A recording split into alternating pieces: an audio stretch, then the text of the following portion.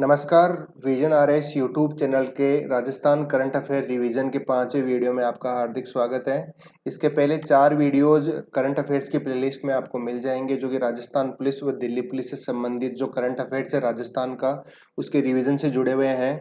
इसके अतिरिक्त आपने सब्सक्राइब नहीं किया है विजन आरएस यूट्यूब चैनल को, तो सब्सक्राइब कीजिए ताकि आपको आने वाले समस्त जो इम्पोर्टेंट वीडियोज हैं उनकी अपडेट तुरंत मिल पाए। तो देखते हैं आज का पहला प्रश्न है, राज्यपाल ने बीकानेर स्थित प्रदेश की दूसरी तकनीकी विश्वविद्यालय का पहला कुलपति किन्हें नियुक्त किया है? तो राज्यपाल हैं वो राजस्थान के जो जितने भी विश्वविद्यालय हैं उनके कुलपति की नियुक्ति करते हैं। राज्यपाल राज्य के समस्त विश्वविद्यालयों के कुलाधिपति भी होते हैं। तो इस बार राज्यपाल ने बीकानेर में स्थित प्रदेश की दूसरी तकनीकी विश्वविद्यालय का पहला कुलपति नियुक्त किया है, डॉक्टर HD चारण को। देखिए, राज्यपाल ने 3 वर्ष के लिए डॉक्टर चारण को बीकानेर में स्थित दूसरे तकनीकी विश्वविद्यालय के कुलपति नियुक्त किया है। इसके साथ ही आपको पता होना चाहिए राजस्थान का पहला तकनीकी विश्वविद्यालय, तो राजस्थान का पहला तकनीकी विश्वविद्यालय वो है कोटा में, और राजस्थान का दूसरा जो तकनीकी विश्वविद्यालय है वो है बीकानेर में। ये आपको पता होना चाहिए। इसके साथ ही ध्यान होना चाहिए कि जो राजस्थान के जितने भी विश्वविद्यालय हैं उनके जो कुलपति हैं उनकी नियुक्ति राज्यपाल के द्वारा की जाती है, और समस्त विश्वविद्यालयों के कुलाधिपति भी होते हैं राजस्थान के राज्यपाल। तो प्रश्न संख्या 2 है, प्रदेश में राष्ट्रीय उष्ण अनुसंधान निदेशालय कहां पर बनाया जा रहा है? तो इस प्रश्न का उत्तर है वो है बीकानेर में। इसके साथ ही जानकारी है कि प्रदेश में स्थित राष्ट्रीय उष्ण अनुसंधान केंद्र वो भी बीकानेर में है, जिसे राष्ट्रीय उष्ण अनुसंधान निदेशालय भी बनाया जा रहा है। ये आपको पता होना चाहिए। राष्ट्रीय उष्ण अनुसंधान केंद्र के बारे में आपको जानकारी होगी, लेकिन साथ में अब ये भी ध्यान रखना होगा कि राष्ट्रीय उष्ण अनुसंधान केंद्र जो बीकानेर में है उसे राष्ट्रीय उष्ण अनुसंधान निदेशालय भी बनाया जा रहा है। इस हेतु नीति आयोग ने केंद्रीय कृषि मंत्रालय को इसके प्रस्ताव मांगे, इससे संबंधित जानकारी मांगी है। इसके अतिरिक्त एक है वो राष्ट्रीय उष्ण अनुसंधान निदेशालय गुजरात में भी बनाया जाएगा, ये भी आपको पता होना चाहिए। प्रश्न संख्या 3 है, राजस्थान सरकार ने न्यूनतम दैनिक मजदूरी दरों में वृद्धि के साथ उच्च कुशल श्रमिक की न्यूनतम दैनिक मजदूरी कितनी निश्चित की है? काफी इंपॉर्टेंट क्वेश्चन है। अगर आपको समझ में नहीं आया क्वेश्चन तो एक बार पॉज कीजिए, इस क्वेश्चन को दोबारा पढ़िए, उसके बाद में इसका उत्तर आप सोचिए। तो इस प्रश्न का सही उत्तर है 299 रुपए प्रतिदिन। तो आइए विस्तार से समझते हैं। सबसे पहले जानकारी होनी चाहिए कि जो श्रमिकों की श्रेणी है इसे कितने भागों में बांटा गया है? तो इसे 4 भागों में बांटा गया है। सबसे पहले है अकुशल श्रमिक, बाद में अर्धकुशल श्रमिक, और सबसे जो दक्ष श्रमिक माने जाते हैं वो है उच्च कुशल श्रमिक। तो यहाँ पे दे रखा है इस प्रश्न का उत्तर, राजस्थान में उच्च कुशल श्रमिकों को प्रतिदिन 299 रुपए की न्यूनतम मजदूरी मिलेगी, ये निश्चित किया है राजस्थान सरकार ने। इसके अतिरिक्त क्वेश्चन बन सकता है अकुशल, अर्धकुशल और कुशल से भी, तो इनके बारे में भी आपको पता होना चाहिए। जैसे पूछ लिया जाएगी अकुशल श्रमिक की न्यूनतम दैनिक मजदूरी कितनी है, तो आपको उस वक्त पता होना चाहिए 225 रुपए प्रतिदिन अकुशल श्रमिक। इसी प्रकार अर्धकुशल तो 237 रुपए, कुशल 249 रुपए, और इस प्रश्न का उत्तर है वो है 299 रुपए, जो कि है उच्च कुशल श्रमिक। राजस्थान में उच्च कुशल श्रमिक की न्यूनतम दैनिक मजदूरी राजस्थान सरकार ने निश्चित की है 299 रुपए, ये आपको पता होना चाहिए। श्रमिकों की 4 श्रेणी है, इसके बारे में भी आपको जानकारी होनी चाहिए। अकुशल श्रमिक, अर्धकुशल श्रमिक, कुशल श्रमिक और उच्च कुशल श्रमिक, ये है 4 श्रमिकों की श्रेणी। प्रश्न संख्या 4 है, मुख्यमंत्री दुग्ध उत्पादक संबल योजना के तहत सरकारी दुग्ध उत्पादक संघों में दूध की आपूर्ति करने वाले दुधारू पशुओं के जो पशुपालक है उन्हें कितने रुपए बोनस में प्रदान किए जाएंगे? तो ध्यान रखना, सबसे पहले यहाँ पे एक योजना है मुख्यमंत्री दूध उत्पादक संबल योजना। इस योजना के तहत जो सरकारी जो संघ होते हैं दूध के, जो वहां पे दूध की आपूर्ति करने वाले जो पशुपालक हैं उनको बोनस दिया जाएगा। कितने रुपए का? तो 2 रुपए प्रति लीटर के हिसाब से उन्हें बोनस दिया जाएगा। जो सरकारी संघों में दूध की आपूर्ति करते हैं और जो पशुपालक हैं उनको 2 रुपए प्रति लीटर के हिसाब से बोनस दिया जाएगा। योजना का नाम ध्यान रखना आवश्यक है, किस योजना के तहत दिया जाएगा? मुख्यमंत्री दुग्ध उत्पादक संबल योजना के तहत जो पशुपालक है उनको 2 रुपए प्रति लीटर के हिसाब से बोनस दिया जाएगा। राजस्थान सरकार ने निश्चित किया है। प्रश्न संख्या 5 है, देश की 3 रिफाइनरी, यहाँ पे नाम दे रखा है, पंजाब की बठिंडा, राजस्थान की पचपदरा और जामनगर गुजरात से रिफाइनरी है। तो देश की 3 रिफाइनरी है। इन तीनों रिफाइनरी को आपस में जोड़ने वाली 6 लेन ग्रीन हाईवे को किस नाम से जाना जाएगा, ये है आज का प्रश्न। तो इस हाईवे को जाना जाएगा रिफाइनरी सेतु सड़क। ये बहुत इंपॉर्टेंट क्वेश्चन है, आपको ध्यान रखना होगा।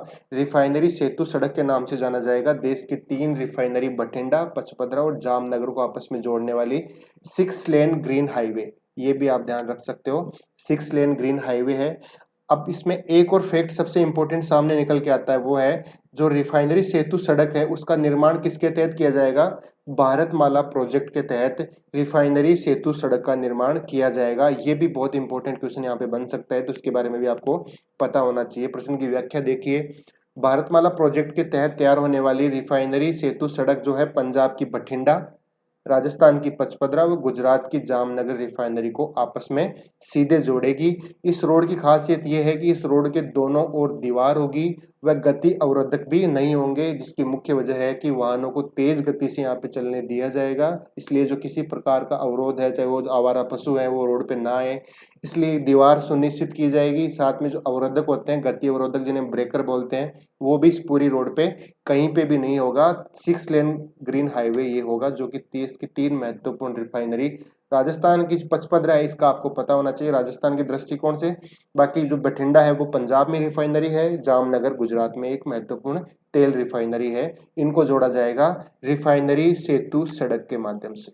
प्रश्न संख्या 6 है, राजस्थान सरकार ने बजट 2020-21 के तहत राजस्थान के 167 ब्लॉक्स में अंग्रेजी मीडियम स्कूल खोलने की घोषणा की है।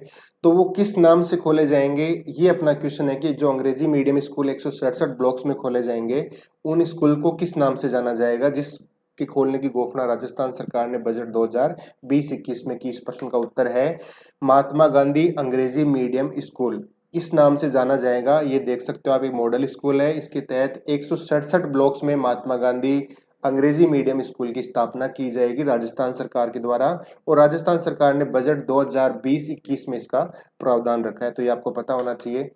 प्रश्न संख्या 7 है, मई 2020 में प्रदेश की कितनी मंडियों को ई नाम अर्थात इलेक्ट्रॉनिक राष्ट्रीय कृषि बाजार, अंग्रेजी में हम जाने तो इलेक्ट्रॉनिक नेशनल एग्रीकल्चर मार्केट परियोजना है। तो ई नाम परियोजना के तहत मई 2020 में प्रदेश की कितनी मंडियों को पायलट प्रोजेक्ट के तहत जोड़ा गया है। तो आपको बताना है देश की कितनी मंडियां हैं, तो देश की 10 मंडियां हैं जिन्हें इनाम परियोजना के तहत जोड़ा गया है। जैसा कि इस प्रश्न की व्याख्या में हम देख पा रहे हैं, राजस्थान के मुख्यमंत्री ने प्रदेश की 10 कृषि उपज मंडियों में ई राष्ट्रीय कृषि बाजार अर्थात इलेक्ट्रॉनिक नेशनल एग्रीकल्चर मार्केट से संबंधित सभी कार्य पायलट प्रोजेक्ट के रूप में कराए जाने की जो प्रस्ताव था उसको मंजूरी दे दी है, उसको स्वीकृति दे दी है। इससे क्या होगा, इन सभी मंडियों में कृषि विपणन और विपणन से संबंधित अन्य जो कृषि कार्य हैं उनको जो इलेक्ट्रॉनिक माध्यम से किया जाएगा, किसानों को उनकी उपज का लाभ है वो जल्द से जल्द पहुंचे। ये भी इस इनाम परियोजना का एक महत्वपूर्ण लक्ष्य और उद्देश्य माना गया है। तो आपको ध्यान रखना होगा मई 2020 में, कभी कभी क्या होता है, डेट भी बहुत इंपॉर्टेंट होती है कि किस वक्त ये परियोजना है उसकी शुरुआत की गई। तो मई 2020 में राजस्थान ने राजस्थान की 10 मंडियों को ई नाम परियोजना के तहत पायलट प्रोजेक्ट में जोड़ा, ये आपको पता होना चाहिए। प्रश्न संख्या 8 है, काफी इंपॉर्टेंट क्वेश्चन है, ध्यान रखना है इस क्वेश्चन के बारे में, बिल्कुल क्वेश्चन बन सकता है क्योंकि निरोगी राजस्थान अभियान राजस्थान सरकार का एक महत्वाकांक्षी अभियान है। तो प्रश्न है, राजस्थान सरकार ने स्वास्थ्य संबंधी निरोगी राजस्थान अभियान की शुरुआत कब की। जैसा कि बताया कि इंपॉर्टेंट क्वेश्चन है, तो इस प्रकार के जो अभियान है इनकी शुरुआत कब की, इससे भी क्वेश्चन बन सकता है। तो राजस्थान सरकार ने निरोगी राजस्थान अभियान की शुरुआत 18 दिसंबर 2019 को की। अब ये यहाँ पे ध्यान रखना है, इसमें काफी इंपॉर्टेंट फैक्ट आएंगे, उनके बारे में हम बात करेंगे। तो सबसे पहले जानते हैं कहाँ से, तो राजस्थान में जयपुर शहर के सवाई मानसिंह अस्पताल से राजस्थान सरकार ने निरोगी राजस्थान अभियान की शुरुआत की। इस अभियान का जो उद्देश्य है, मुख्य उद्देश्य, उसके बारे में सरकार ने इस अभियान की शुरुआत करते वक्त बताया कि प्रदेश की जनता को स्वास्थ्य संबंधी सुविधाओं को उपलब्ध करवाकर उन्हें निरोगी रखना निरोगी राजस्थान अभियान का महत्वपूर्ण उद्देश्य है। इसके अतिरिक्त देखिए, इस अभियान के सफल क्रियान्वयन के लिए प्रदेश के प्रत्येक गांव में एक महिला एवं एक पुरुष को स्वास्थ्य मित्र के रूप में नियुक्त किया जाएगा, जिनके माध्यम से लोगों को स्वास्थ्य के प्रति जागरूक किया जाएगा। यहाँ पे एक नया कॉन्सेप्ट है स्वास्थ्य मित्र, ये देखिए। तो स्वास्थ्य मित्र क्या होगा, राजस्थान के जो प्रत्येक गांव है वहां पे हर गांव में एक महिला व एक पुरुष को है वो स्वास्थ्य मित्र नियुक्त किया जाएगा। उनका मुख्य कार्य ये रहेगा कि लोगों को स्वास्थ्य के प्रति जागरूक करना, उस गांव के लोगों को स्वास्थ्य के प्रति जागरूकता फैलाना स्वास्थ्य मित्र का मुख्य कार्य रहेगा, जो कि निरोगी राजस्थान अभियान के तहत एक महत्वपूर्ण पहल मानी जा रही है। बढ़ते अगला क्वेश्चन, केंद्र सरकार द्वारा प्रारंभ की गई अटल भूजल योजना राजस्थान के कितने जिलों में प्रारंभ की जा रही है? काफी इंपॉर्टेंट क्वेश्चन है। इस क्वेश्चन के बारे में भी देखो, केंद्र सरकार की योजना है और राजस्थान के कितने जिलों में लागू की जा रही है। तो राजस्थान के 33 में से 17 जिलों में अटल भूजल योजना, जो कि केंद्र की एक योजना है, वो लागू की जा रही है। सबसे पहले आपको पता होना चाहिए कि कितने जिलों में, तो आपको पता है 17 जिलों में। इसके अतिरिक्त केंद्र सरकार की योजना है। अब जानते हैं अटल भूजल योजना है उसका उद्देश्य, इस योजना का उद्देश्य क्या है। तो भूजल की गिरती मात्रा को फिर से बढ़ाना, इसके साथ ही किसानों को खेती के लिए पर्याप्त मात्रा में जल भंडारण करने हेतु प्रोत्साहित करना इस योजना का महत्वपूर्ण उद्देश्य है। जैसा कि बताया कि केंद्र सरकार की योजना है, तो ये योजना केंद्रीय जल संसाधन मंत्रालय की तरफ से लागू की गई है। अब आता है यहाँ पे फैक्ट, जो कि काफी इंपॉर्टेंट होता है आजकल एग्जाम में। तो ये योजना है, कौन सी योजना की बात कर रहे हैं, अटल भूजल योजना। तो इस योजना के अंतर्गत 3000 करोड़ रुपए की राशि है राजस्थान को केंद्र सरकार के द्वारा दी जाएगी, वह 3000 करोड़ रुपए की राशि राजस्थान को दी जाएगी विश्व बैंक के द्वारा। ये आपको ध्यान रखना, राजस्थान को 6000 करोड़ रुपए की राशि दी जाएगी, जिसमें केंद्र सरकार के द्वारा 3000 करोड़ रुपए और 3000 करोड़ रुपए विश्व के महत्वपूर्ण जो बैंक है, विश्व बैंक के नाम से जाना जाता है, वहां से दी जाएगी। आपको विश्व बैंक से संबंधित जितनी भी जानकारी है वो विजन आरएस यूट्यूब चैनल के ऑर्गेनाइजेशन प्रोग्राम में आपको समस्त जो वैश्विक और राष्ट्रीय महत्वपूर्ण आयोग है, संगठन है, उनके वीडियोज आपको वहां पे मिलेंगे। इसके साथ ही इस विश्व बैंक का जो लिंक है वो आपको मैं इस डिस्क्रिप्शन में मिल जाएगा, ताकि आपको वहां पे विश्व बैंक के बारे में भी जानकारी मिल पाए।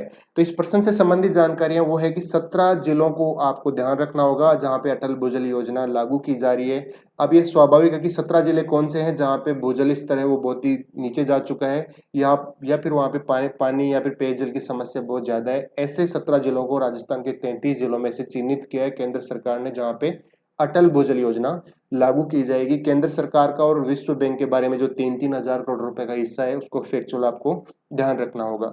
प्रश्न संख्या 10 है, राजस्थान सरकार द्वारा इंदिरा महिला शक्ति निधि के तहत महिला सशक्तिकरण को मजबूती प्रदान की जाएगी। इसके तहत प्रतिवर्ष राजस्थान सरकार ने कितने रुपए का फंड है वो निर्धारित किया है। जो फंड है वो निर्धारित किया जाएगा इंदिरा महिला शक्ति निधि के तहत। तो राजस्थान सरकार ने प्रतिवर्ष 200 करोड़ रुपए का फंड निर्धारित किया है, ये आपको पता होना चाहिए। जो निधि है वो किसके तहत दी जाएगी, इंदिरा महिला शक्ति निधि के तहत। और क्यों, इसका जो उद्देश्य है वो है महिला सशक्तिकरण को और अधिक मजबूती प्रदान करना, ये राजस्थान सरकार का उद्देश्य है। देखते हैं इस फोटो के माध्यम से। इस फोटो में आप देखिए कुल 1000 करोड़ रुपए की राशि प्रस्तावित है, जो कि 200 करोड़ रुपए प्रतिवर्ष के हिसाब से दी जाएगी। महिला सशक्तिकरण को यहाँ पे मुख्य माना गया है। इसके साथ में देख सकते हो आप यहाँ पे इस वीडियो को पॉज करके, जो मुख्य आधार माने गए हैं वो कौन कौन से हैं।